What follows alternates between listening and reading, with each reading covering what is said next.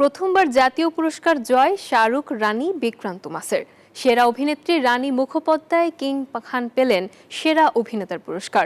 ভারতের ৭১তম জাতীয় চলচ্চিত্র পুরস্কারের বিজয়ীদের নাম ঘোষণা করেছে দেশটির তথ্য ও সম্প্রচার মন্ত্রণালয়। জাতীয় পুরস্কার পেয়ে উচ্ছ্বসিত শাহরুখ বিক্রান্ত থেকে রানী। ৩৩ বছরের অভিনয়ের ক্যারিয়ারে প্রথমবারের মতো ভারতের জাতীয় চলচ্চিত্র পুরস্কার জিতলেন শাহরুখ খান।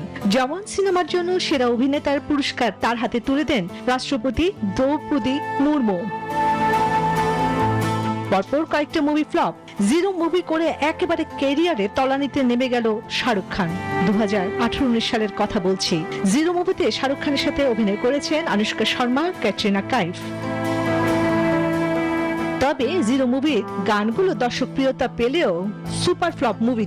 সব মশার বিরুদ্ধে সুরক্ষা দিতে এলো বসুন্ধরা এক্সট্রিম অ্যারোসল, মশার বিরুদ্ধে এক্সট্রিম সুরক্ষা। এরপর দীর্ঘ বিরতি, তার মধ্যে চলে এলো কোভিড-19।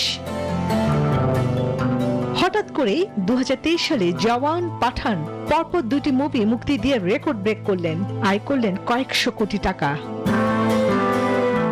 এই মুভিগুলো দিয়ে আজ হিট। জওয়ান সিনেমার জন্য সেরা অভিনেতা পুরস্কার তার হাতে তুলে দেন রাষ্ট্রপতি। শাহরুখের সঙ্গে জাতীয় পুরস্কার পেলেন বিক্রান্ত মাসি, 12 ফেল। সেরা অভিনেত্রী পুরস্কার গেছে রানী মুখার্জির হাতে, Mrs Chatterjee versus Norway.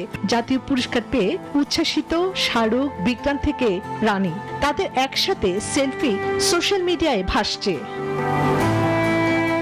Desk report, news 24।